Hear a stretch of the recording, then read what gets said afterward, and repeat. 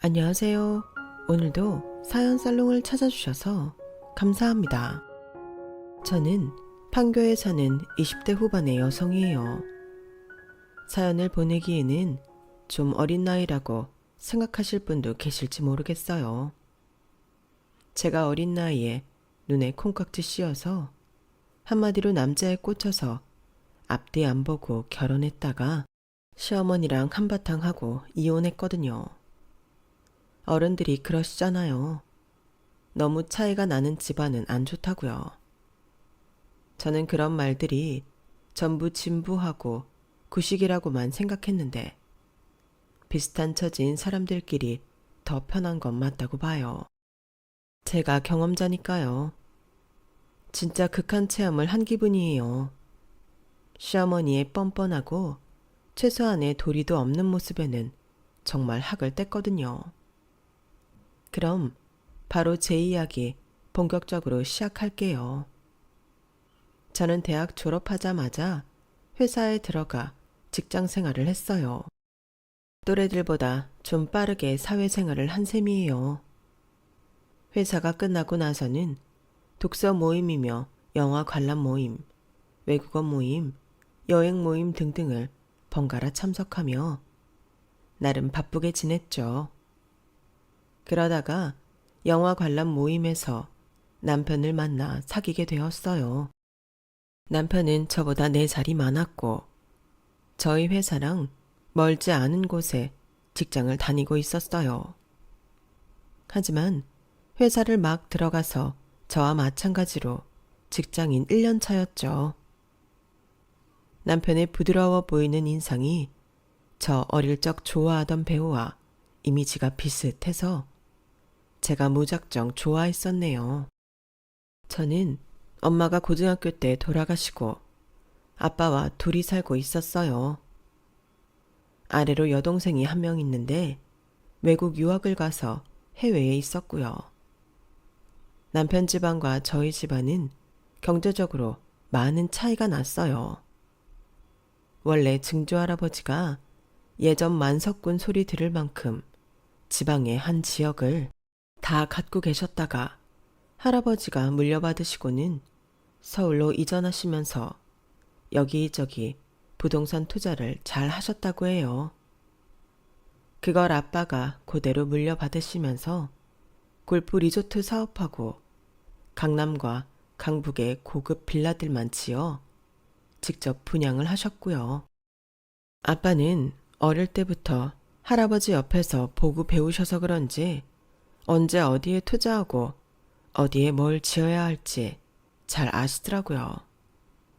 돈에 관한 감각이 발달하신 건지 주식 투자도 잘 하셔서 할아버지 때보다 재산을 더 많이 불려놓으셨어요. 아빠가 삼형제 중 둘째인데 큰아버지, 작은아버지랑 같이 재산을 물려받으셨는데도 아빠가 제일 사업을 크게 키우셨어요.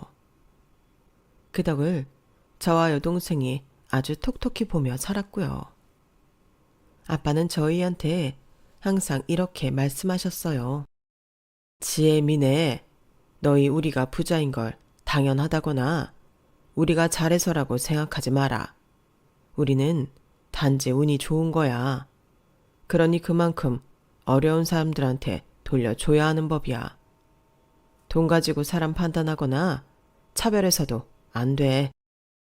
아빠의 가르침 덕에 저와 여동생은 어릴 때부터 어린이 재단이나 유기견, 유기묘 단체에 기부도 하고 친구들 사이에서도 돈 가지고 티내지 않으며 원만히 잘 어울리고 살았어요. 어디를 가나 저는 돈 많은 티를 내지 않았음에도 지인들은 제가 돈에 추월한 것처럼 여유로워 보인다고 했어요. 사실 다들 월급에 대한 불만이나 이런저런 생활비 이야기로 힘들다는 말을 할 때는 저는 정말 태평하게 있었거든요. 남편도 저한테 그런 말을 했었어요. 지혜 너는 뭔가 생활이 묻지 않은 것 같아. 딱 봐도 곱게 자란 티도 나고 말이야. 설마 준재벌쯤 되는 그런 집안 딸인가? 에이, 그럴 정도는 아니야. 아빠가 열심히 모으셔서 남들보다 좀 여유 있게 살았던 거지 뭐. 하지만 남편이 처음 우리 집에 왔을 때 눈이 커지더니만 입을 딱 벌린 채 말을 못 하더라고요. 집 평수도 그렇고 거실 밖으로 보이는 뷰도 좋아서 그런가 보다 했는데 남편이 엄청 놀란 이유를 남편 집에 가보고 그때 알았어요. 남편 집은 제가 가보았던 친구들 집보다도 소박했어요. 시어머니 혼자 남편하고 시누이 키운다고 절약하며 살았다길래 그런가 보다만 했죠. 그리고 무슨 이유에서인지 남편은 자기 아버지에 대해서는 말을 잘 못했어요. 어머님이 아버님은 일 때문에 해외에 떨어져 사신다고 하셨는데 결혼식 때는 오실 수 있는 거야? 아마 못 오실 거야. 미안한데 그건 내가 차차 이야기하면 안 될까? 실은 엄마가 지금은 말하지 말아달라고 하시네. 왜? 혹시 무슨 안 좋은 일에 연관되신 거야? 돌아가신 건 아니라며. 오빠가 그렇게 말하니 더 궁금하긴 하다. 나쁜 일 하신 건 절대 아니고 진짜 나중에 얘기해 줄게. 지금은 좀만 참아주라. 남편이 하도 간곡히 부탁을 해서 저는 더 이상 묻지 않았어요. 나쁜 일이 아니라는 것도 사실인 것 같았고요.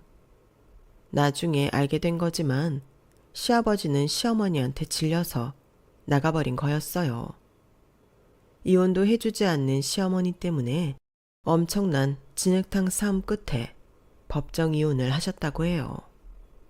그 후로는 연락도 잘 안 한다는 걸 저 이혼 무렵에 알았네요. 그런데 아빠는 저한테 꼭 남편하고 결혼해야겠냐고 물으셨어요. 왜? 오빠네 집이 너무 평범해서 그런 거야? 아빠 전에는 우리한테 사람 돈 보고 판단하지 말라고 했잖아. 그런 걸로 차별하면 안 된다고 했으면서 뭐가 마음에 안 드는 건데? 뭐라 딱 집어 말할 수는 없는데 네 시어머니 자리가 보통 아니게 생겨서 그래. 아빠는 그래도 집 짓고 리조트도 하면서 많은 사람을 만나봤잖니. 반은 관상장이 다 됐다. 아빠도 참 그런 거 선입견 아니야? 그리고 내가 오빠랑 살지 시어머니랑 사나. 아빠 반대하는 이유가 그거면 나는 납득 안 되는데. 당시 저는 남편한테 꽂혀서 좀 제정신이 아니었던 것 같아요. 왜 사랑에 빠지는 도파민 분비도 뇌에 중독 도파민 나오는 데랑 같은 데라고 하잖아요. 제 경우가 딱 그랬지 않나 싶어요. 그럼 아빠 재산이 어느 정도인지 그런 건 자세히 말하지 마라. 어차피 네 남자친구가 집에 와봐서 어느 정도 살 거라 예상은 하겠지만 우리 집 자산이 얼마인지 알려지는 건 좀 내키지 않는구나. 아빠는 아무래도 시어머니가 신경 쓰였던 모양이었어요. 저는 그런 말씀까지 반박할 수는 없어서 알겠다고 했어요. 사실 제 속내는 저희가 남편 집에 비해 꽤 재산이 있다는 걸 알면 남편이 너무 열등감에 빠질까봐 말하지 않으려고 했던 거였고요. 안 그래도 남편이 제가 시댁 인사를 다녀온 뒤부터 자꾸 제가 자기랑 시댁을 어떻게 생각하는지 물어봤어요. 지혜 니네 생각보다 너무 잘 사는 것 같아. 그에 비해 우리 집은 너무 초라해서 장인어른 보시기에도 안 좋을 것 같네. 우리 결혼에 대해 뭐라고 안 하셔? 뭘 뭐라고 하셔. 그냥 둘이 잘 살라고 하시지. 그런 거 없으니까 너무 걱정하지 마. 남편의 열등감은 그것뿐만이 아니었어요. 남편이 워낙 여유가 없다고 해서 신혼집을 제 앞으로 된 아파트로 하자고 했어요. 남편은 짐을 덜었다며 좋아했지만 얼마 안 가 또 마음 안 좋다며 속을 털어놓더라고요. 엄마가 우리 신혼집이 더 좋은 걸 보시면 마음 안 좋으실 거야. 실은 그래서 내가 엄마 좀 좋은 아파트로 옮겨드리려고 돈 열심히 모으긴 하는데 언제가 될지. 1년 내로 하려고는 해. 그동안은 내가 마음이 편치 않을 것 같아. 엄마랑 연정이는 낡고 좁은 데서 지내는데 나만 좋은 데서 살잖아. 돈은 대출 받아도 모자라? 어느 정도 예상하는데 그래? 뭐 대단한 집은 아니어도 난 부끄럽지는 않을 집이었으면 좋겠어서. 내가 몇 달 전까지 좀 바빴잖아. 그때는 야근도 하고 다른 사람들 프로젝트 기획서도 대신 써주고 내 팀 일도 죽어라 해서 인센티브도 빡세게 받고 대리 운전도 하고 그러느라 시간이 좀 없었거든. 저는 제가 도와줘야 하나 고민이 됐어요. 저한테는 남편이 생각하는 정도의 아파트 사는데 보탤 돈은 있었거든요. 그런데 며칠 후 남편이 밝은 표정으로 와서 이러더라고요. 나 코인으로 갈아탔어. 회사 동기가 진짜 알짜 정보만 알려주거든.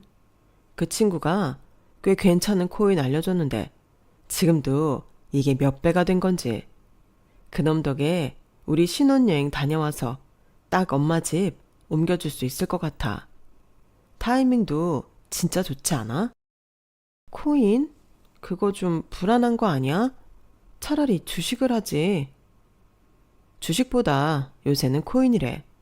걱정 마. 그 친구가 틀리는 법은 절대 없거든. 나 전에 목돈 필요했을 때도 그 친구 말 듣고 투자해서 돈 마련한 적 있어. 아무리 그렇다고 해도 저는 어째 불안하더라고요. 그리고 제 불길한 예감이 딱 맞아 떨어졌는데요. 저희 결혼 이틀 전에 남편은 코인이 바닥을 친 걸 알고는 완전 상심해서 이러지도 저러지도 못했어요. 어떻게 이런 일이. 진짜 완전 잘 될 줄 알았는데. 아니, 우리 신혼여행 갔다 오면 시댁 아파트 옮긴댔잖아. 그럼 지금쯤 돈 빼놨어야지. 그냥 두고 있었어? 그게 좀 더 오를 것 같아 보여서.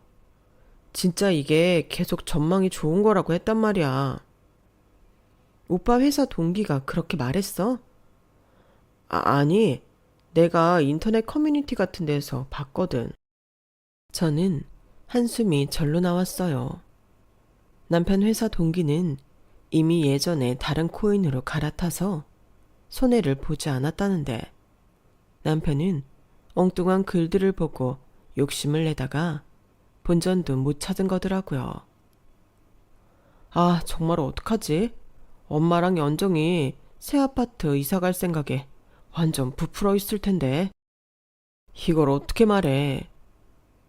결혼 이틀 남겨두고 신랑이 이러고 있으니 저도 정말 미치겠더라고요. 전부 다 자기가 멍청해서 생긴 일이라며 심하게 자책하는데 이러다가 좀비 같은 모습으로 식장에 들어갈 게 그냥 훤히 보이더라고요. 이대로는 안 되겠다 싶어 제가 나서기로 했어요. 오빠, 내가 아파트 사면 어떨까? 나 사실 여윳돈이 있거든. 원래 갖고 있던 건 아니고 아빠가 결혼해서 필요할 때 쓰라고 주신 건데 그 아파트는 살 수 있을 것 같아. 제 말에 남편은 자리에서 벌떡 일어났어요. 뭐? 그렇게 큰 돈을 장인어른이 주셨다고? 진짜야? 아니야. 그래도 어떻게 너더러 아파트를 사달라고 하냐. 그러면 내가 너무 뻔뻔하지. 신혼집도 네 아파트인데. 정 그러면 내 명의로 하면 되잖아. 어머님이랑 아가씨한테는 오빠 집이라고 하고. 그러면 어때? 정말? 그래 줄 수 있어? 그래만 준다면 너무 고맙지. 남편은 그제야 얼굴이 활짝 펴서 생기가 돌았어요. 저는 겨우 제대로 된 결혼식을 할 수 있겠다 싶어 한숨 돌렸고요. 그걸 보며 오빠가 생각보다 더 시어머니를 위한다고 느꼈지만 저는 좋게 봤어요. 부모님한테 잘하는 건 나쁜 게 아니니까요. 저희는 결혼식을 무사히 잘 올리고 열흘간의 신혼여행도 재미있게 잘 다녀왔어요. 그리고 돌아오자마자 한 일이 시댁 아파트를 사는 거였어요. 아파트는 전부터 남편이 받은 거였고 그때 계약금 얼마간 걸어둔 게 있어서 가서 계약서에 사인하고 입금만 하면 되는 거였지만 제 명의로 다시 해야 됐기 때문에 일이 조금 복잡하게 돌아가긴 했어요. 그래도 저희가 결혼했고 부부다 이런 거 다 증명하고 계약서 다시 쓰면서 남편이 얼마간 걸어둔 계약금은 제 돈으로 남편한테 줬어요.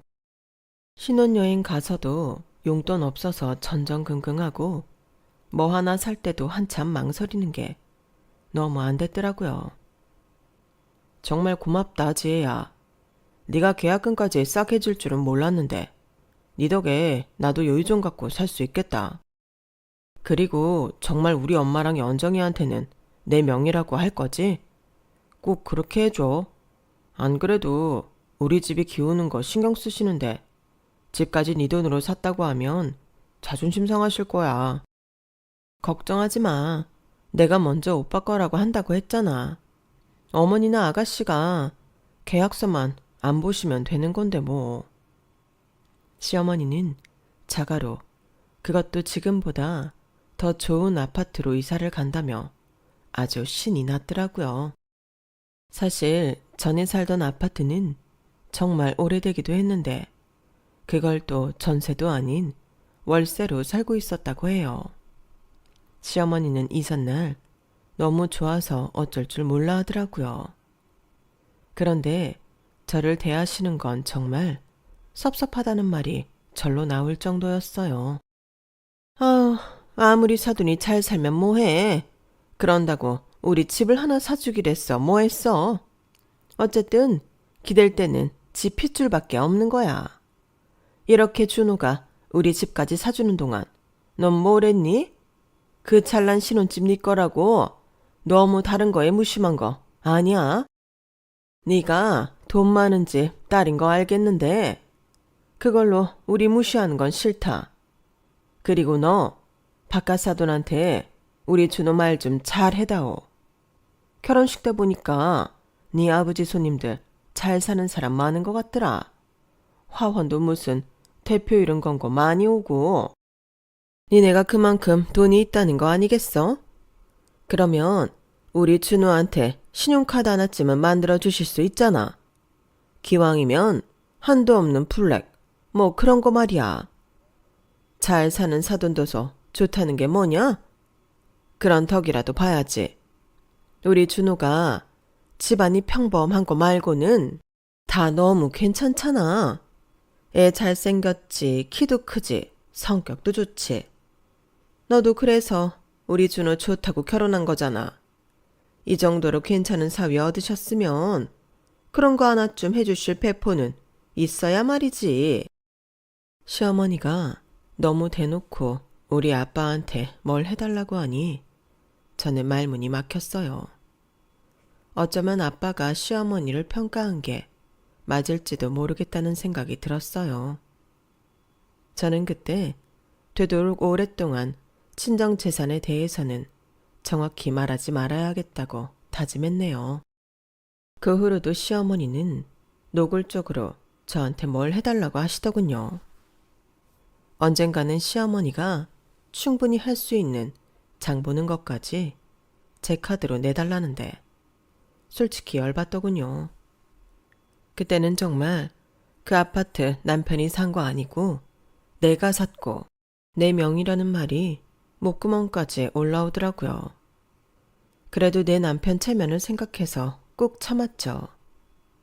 또 시어머니 성격을 보니 제 아파트라고 하면 그걸 갖고 유세 떠는 거냐며 적반하장으로 나올 게 뻔해서 말 안 하기도 했고요. 그런데 점입가경이라고 시어머니는 갈수록 더 했어요. 예, 바깥 사돈 발 넓으신데 우리 연정이 어디 취직 좀 시켜달라고 하면 안 되겠니? 네가 말 좀 잘 해봐. 아가씨 취직이요? 아가씨 카페 나가시잖아요. 시집 잘 가려면 카페 갖고 되겠어? 번듯한 직장 다녀야 그래도 좀 짭짤한 사위 얻을 거 아니냐. 돈도 되고 말이야. 시어머니는 사위 얻는 걸 무슨 장사처럼 말하더라고요. 그걸 보고 저를 어떻게 생각할지도 알겠더군요. 저희 아빠가 어떻게 아가씨 취직을 시켜주시겠어요? 아가씨가 원하시는 일 자격증 따서 하시면 될 것 같은데요. 그러려면 시간이 많이 걸리잖아. 네 신우다. 신경 좀 써. 아니 자식이 돼가지고 아빠한테 그런 거 하나 말을 못해? 너도 참 어떻게 그렇게 꽉 막혔니? 말하는 게 정말 이상하지 않나요? 저한테 신우 취직 자리를 맡겨놓은 것처럼 구는 것도 그렇고 아빠가 무슨 자기네 책임져야 되는 사람인 양 말하는 것도요. 아가씨는 학교 다닐 때도 자기 하고 싶은 일 아니면 안 했다고 하더라고요. 대학도 겨우 시어머니가 머리 짜내서 무슨 특별 전형으로 잘 알려지지 않은 데에 넣었는데 그마저도 학점을 제대로 못 받아 유급하고 난리도 아니었대요. 지금 카페 알바도 친구가 소개시켜줘서 겨우 다닌다는데 제가 그런 사람을 어떻게 다른 사람한테 추천할 수 있겠어요. 하지만 시어머니는 신우일 아니면 자기네 카드 하나라도 만들어 달라며 레파토리를 돌려가며 저를 괴롭혔어요. 남편도 말린다고 말리는 것 같기는 했는데 전혀 효과가 없었고요. 그러던 어느 날 저한테 청천벽력 같은 소식이 전해졌어요. 비가 많이 오던 날이라 잊혀지지도 않아요. 갑자기 핸드폰에 대학병원 응급실이라고 뜨며 전화가 걸려왔어요. 박지혜 씨 핸드폰이죠? 박성훈 씨가 아버님 맞으시고요. 네, 무슨 일이세요? 왜 그러시는데요? 아버지께서 교통사고로 여기로 이송되셔서 긴급수술 들어가셨어요. 빨리 와주셔야 될 것 같아요. 상황이 좋지 않습니다. 저는 너무 놀라서 떨리는 손으로 가방을 챙겨 나오며 근무 중인 남편한테 전화했어요. 남편도 놀라서 바로 병원으로 오겠다고 했고 저는 도저히 운전을 할 수가 없어서 택시를 타고 갔죠. 아빠는 제가 도착하고 3분 만에 돌아가셨어요. 3분인지 저도 몰랐지만 제가 응급실 뛰어 들어가고 바로 어떤 간호사분이 나오셔서 저를 데려가셨는데 그때 막 돌아가셨다는 이야기를 들었거든요. 나중에 그게 제가 도착하고 3분 후였다고 알려주더라고요. 저는 바로 눈물을 펑펑 쏟았어요. 다른 사람들 다 보는 데에서 바닥에 주저앉아 통곡을 했죠. 어떤 말도 생각나지 않았고 세상이 진짜 제 앞에서 무너져 내렸어요. 나중에 도착한 남편이 자초지종을 들었고요. 빗길에 과속운전을 하던 트럭이 중앙선을 넘으면서 발생한 사고였어요. 바로 아버님 앉아 계신 뒷자리를 트럭이 정면으로 받아서 정말 안타깝게 됐습니다. 아빠가 가던 길을 돌이켜 생각해보니 엄마를 모셔둔 납골당 가는 길이었어요. 아빠는 꼭 길이 아니어도 이따금 혼자 엄마를 찾아가곤 했거든요. 아빠, 나랑 같이 가자고 하지. 왜 그랬어? 왜 혼자 가다가 이렇게 훌쩍 가버리고 그래? 빈소에서도 저는 엉엉 울며 정신을 차리지 못했고 해외에서 도착한 여동생과 부둥켜 안고 울기만 했어요. 결혼하고 시어머니한테 시달린다고 짜증이 나서 혼자 시간을 보내고 싶은 날들이 많았어요. 그래서 친정에도 안 가고 혼자 훌쩍 교회에 나갈 때가 많았거든요. 그런 일들이 다 후회가 되더라고요. 이렇게 가실 줄 알았으면 한 번이라도 더 찾아뵀어야 되는데 제가 천하의 불효녀가 된 것만 같았고 아빠가 너무 보고 싶었어요. 그러면서도 오시는 문상객들 받느라 기운이 다 빠지고 있는데 여동생이 잔뜩 화가 난 표정으로 저한테 조용히 말하더군요. 언니, 시어머니란 사람 왜 저래? 형부 붙잡고 계속 웃으면서 얘기하더라고. 웃다니? 무슨 소리야? 혹시 잘못 본 거 아니야? 아니야. 아빠 친구분들도 왜 저러냐며 눈살 찌푸렸다고. 저는 도저히 믿기지가 않아서 고개를 절레절레 흔들었어요. 그러자 여동생이 바깥쪽으로 손가락을 가리키는데 정말 시어머니가 자기 손님하고 밝게 떠들고 있더라고요. 그걸 보고 누가 화가 치밀어 오르지 않겠어요. 안 그래도 맨날 아빠한테 뭐 해내라던 사람이 아빠 돌아가신 장례식장에서 저러고 있으니 울분이 치솟았어요. 시어머니는 제가 오는 줄 모르고 떠들고 있었어요. 아, 정말 이 양반이 우리 애들한테 선물을 남기고 가셨잖아. 그 많은 돈하며 집이며 누가 쓰겠어? 나랑 애들이 쓰는 거지. 이래서 사돈은 있는 집하고 맺어야 된다니까. 안 그래? 시어머니 지인들은 제가 오는 걸 보고 입을 다물었어요. 어머니, 그게 지금 무슨 말씀이세요? 누가 누구 돈을 써요? 지금 아빠 갑자기 사고로 돌아가셔서 정신없는데 와서 그게 할 말이에요? 저까지 죽는 꼴 보고 싶어서 이러세요. 어떻게 그런 말씀을 하실 수 있어요? 사람이에요? 아니, 얘가 어디서 이렇게 소리를 지르고 그래? 사람들이 있는 데서 이게 정말 버르장머리 없이? 내가 뭐 틀린 말 했니? 내가 가신 분 안타깝지 않은 건 아니야. 하지만 산 사람은 현실을 생각해야 되잖아. 우리 연정이도 번듯한 직업 없어도 시집 갈 때 집 하나 있다고 하면 어떤 남자가 싫다고 하겠어? 너도 집으로 우리 준호 잡았잖아. 사람이면 그렇게 말하는 거 아니죠? 사람이면. 뭐? 너 내가 사람도 아니라는 거냐? 참 못돼 먹었네. 못돼 먹은 건 어머니죠. 이러실 거면 가주세요. 우리 아빠 끝까지 존중만 받고 가시게 하고 싶으니까 가시라고요. 제가 화가 나서 씩씩거리자 남편은 말없이 시어머니를 밖으로 데리고 나갔어요. 상황이 정리된 후 남편은 불쾌한 표정으로 이러더라고요. 아무리 그래도 엄마한테 그렇게까지 말을 해야겠어? 네가 힘든 거 이해하는데 그래도 도리는 지키자. 저는 남편 말에 헛웃음밖에 나오지 않았고 경멸하는 눈초리로 남편을 노려봤어요. 그러자 남편은 비겁하게 제 얼굴을 피하더라고요. 저는 남편이고 시댁이고 이대로는 못 살겠다고 장례식 내내 생각하며 돌아가신 아빠한테도 속으로 용서를 빌었어요. 아빠 말씀 한 번만 더 새겨듣고 결혼하지 말았어야 했다고요. 아빠가 사람 보는 눈을 제가 너무 가볍게 여겼다고요. 저는 그 뒤로 남편을 단 한 번 제대로 쳐다보지 않고 납골당까지 갔어요. 남편은 자기가 말 실수했다고 생각했는지 제 눈치를 보더군요. 하지만 여동생도 남편이 저한테 한 말을 들었기에 쌀쌀맞게 대하니 남편은 이러지도 못하고 저러지도 못했어요.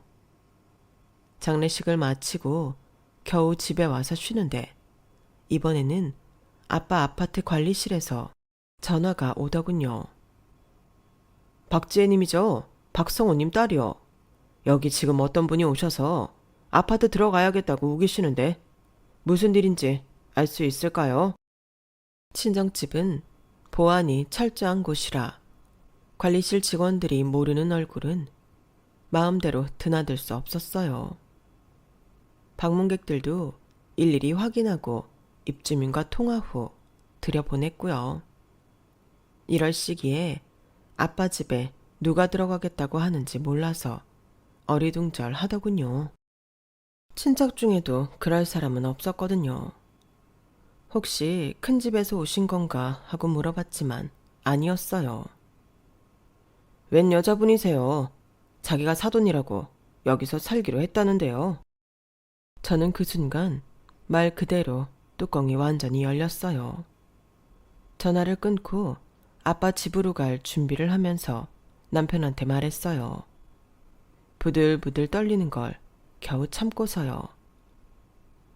어머니가 우리 아빠 집에서 살겠다고 들여보내달라고 관리실에 강짜를 부리나 본데 이거 어떻게 생각해? 엄마가? 아유, 좀 시간 지나고 나서 하시지. 성격이 급하셔서. 뭐야 그 말은? 시간이 지나고 나면 우리 아빠 집에서 어머니가 살아도 된다는 말이야? 아니 그것보다 어떻게 그걸 그렇게 당연하게 생각하지? 근데 너도 잘 생각해봐. 이제 우리 집안의 어른이라고는 우리 엄마밖에 없는데 장인어른 물려주신 거 우리 엄마가 써도 되는 거잖아. 아, 너 그런 식으로 생각하고 살았구나, 여태까지. 너라니, 너 갈수록 가관이다. 당장 사과해. 앞만 편해도 그렇지. 나 너보다 나이 많아. 나이값도 못하는 게 어디서 어른 대접 받으려고 해. 너 당장 짐 싸. 이 집에서 나가라고. 뭐? 그게 무슨 소리야. 너랑 안 산다고. 이혼이야. 나 진짜 니네 집구석 지긋지긋해. 내가 왜 이런 대접을 받고 살아야 해? 우리 아빠는 뭐가 아쉬워서 돌아가신 후에도 시집 식구들한테 돈 뜯기고 있어야 되냐고. 당장 나가. 지혜야, 진정해. 너 지금 너무 흥분했어. 흥분 안 하게 생겼어? 내가 너 뭘 믿고 결혼했을까? 내가 너무 어리석었지. 아빠 말씀 듣고 결혼하지 말았어야 해. 너 같은 인간들 2번 다시 보고 싶지 않으니까 당장 짐 싸. 안 그러면 내가 사람들 불러서 짐 다 옮길 거니까. 그러고 저는 바로 택시를 불러 아빠 아파트로 갔어요. 제 연락을 받은 여동생도 왔더군요. 시어머니는 팔짱을 끼고 거만하게 서서 커다란 이민 가방 몇 개를 두고 1층 안내 데스크 앞에 있더라고요. 예, 그냥 전화로 다 들여보내라고 하면 될 일이지. 일을 왜 이렇게 복잡하게 하니? 얼른 얘기 좀 잘 해봐. 이봐요, 관리인 총각. 앞으로는 내가 여기 입주민 될 건데 사람 이렇게 홀대하는 거 아니에요? 내가 그러면 총각이 곱게 보이겠어? 사람 파악하면서 딱딱하게 굴어야지. 저는 시어머니를 무시하고 관리실 직원한테 말했어요. 지금 바로 경비나 경찰 불러주세요. 거주지 침입죄로 신고할게요. 뭐? 뭐라고? 침입죄? 너 지금 그게 무슨 소리냐? 댁이 남의 집 들어가겠다고 소란 피웠잖아. 그러니까 신고한다는데 왜? 뭐가 잘못됐어? 너 며느리라는 게 1년 동안 내가 그렇게 말했건만 배운 게 하나도 없구나. 지금 그게 남 앞에서 시애미한테 할 소리야? 나 너 같은 시어머니 둔 적 없어. 더는 같은 공간에서 숨도 쉬고 싶지 않아. 그러니까 나가. 여동생은 이미 시어머니의 짐가방을 밖으로 끌어내 집어 던지고 있었어요. 시어머니는 그걸 보며 방방 뛰더라고요. 아니, 이게 대체 못하는 짓들이야. 윗사람한테 이게 뭐냐고. 어차피 아무도 안 사는 집 내가 와서 살겠다는데 뭐가 문제냐? 어? 이게 다 사돈이 우리 잘 살라고 해놓고 가신 거 아니겠어? 그러면 감사하게 쓰면 되는 건데 어디서 이런 폐악질이야? 폐악질은 당신이 부린 거지. 어디 아빠 낙골당 모시자마자 이때다 하고 와서 억지를 부려. 나 당신 아들이랑 이혼할 거야. 그러니까 당신 바로 집에 가서 짐부터 빼는 게 좋을걸? 아니, 내 아파트, 내 아들이 사준 집에서 내 짐을 왜 빼냐? 네가 뭔데 내 아들 집까지 마음대로 하겠다는 거야? 그게 당신 아들 집인지 똑바로 보는 게 좋을걸? 저는 시어머니 얼굴에 부동산 계약서를 집어 던졌어요. 제가 돈을 다 지불한 제 명의로 된 계약서였죠. 내가 당신 아들 체면 세워주려고 여태까지 가만히 있었거든? 그런데 당신이 나 좀 괴롭혔어? 못난 당신 딸 일자리 내놔라. 되도 않는 블랙카드 내놓아라. 진짜 내가 뭐 때문에 그런 걸 견디며 살았는지 나 자신이 이해가 안 돼. 남편이라는 새끼는 지 엄마 장단에 놀아나기나 하고. 여기 이 사람 좀 빨리 치워주세요. 안 나간다고 하면 경찰 부르시고요. 그제야 시어머니는 얼른 저를 붙잡고 사정했어요. 예, 내가 잠깐 실수를 했다. 너무 성급했어. 그때 헐레벌떡 도착한 남편은 급했는지 사람들 보는데도 아랑곳 없이 제 앞에 무릎을 꿇더라고요. 지혜야, 아까는 내가 실수했어. 말이 헛나왔어. 정말 미안해. 내가 잠깐 어떻게 됐나 봐. 장인어른도 돌아가시고 처제도 다시 해외 나가면 지혜 너한테 누가 있어. 우리밖에 없잖아. 혼자서 어떻게 살려고 그래. 서운한 거 다 이해해. 그런데 사람이 욱하면 실수할 수 있잖아. 내가 마음 상하게 했다면 정말 미안해. 욱하면 실수하는 게 아니고 네 본색이 드러난 거잖아. 너 장례식 때부터 아주 수상했어. 그리고 그전에도 네 엄마가 나한테 신용카드 내놔라. 딸내미 취직시켜 달라고 아빠한테 말해라. 그럴 때도 적극적으로 말리지 않았잖아. 그때 알아봤어야 됐어. 내가 미쳤지. 너 같은 걸 무슨 대단한 인간이라도 되는 양 우러러봤으니. 덕분에 꿈에서 깼어. 고맙다. 현실을 보게 해줘서. 너랑은 끝이야. 이혼 소송 들어갈 거니까 그렇게 알고 지금 살고 있는 그 집도 내 집이잖아. 짐 안 쌌으면 내가 가자마자 네 물건 다 내다 버릴 테니까 그렇게 알아. 저와 여동생의 무서운 표정과 여태껏 본 적 없는 제 모습에 남편은 모든 게 틀렸다고 생각했는지 땅바닥에 엉덩이를 대고 털썩 주저앉더군요. 시어머니는 미치겠다는 듯 발을 동동 굴렀고요. 아니, 그 아파트 그게 나는 준호 네 건 줄 알고. 아우, 정말 이게 뭐냐. 귀뜸이라도 해주지 그랬어, 이놈아. 끝까지 자기 잘못을 모르는 시어머니를 보며 저는 진짜 다시는 이 집안과 엮이지 말아야겠다고 맹세했어요. 그날 이후로도 남편과 시어머니는 저한테 미안하다, 용서해달라 말꼬리가 길었지만 저는 단칼에 잘라버렸어요. 남의 아버지 돌아가신 걸 자기들 한몫 잡은 걸로 생각하는 그런 인간들은 용서할 수가 없었거든요. 이혼 소송 준비를 하며 앞에 말씀드린 남편 아버지에 대해서도 알게 됐어요. 시어머니의 저런 성격 때문에 결국에는 도망가다시피 집을 나와서 힘들게 이혼했다고요. 너무 질려서 자기 자식들도 찾아보지 않는다는 말이 저는 납득이 갔어요.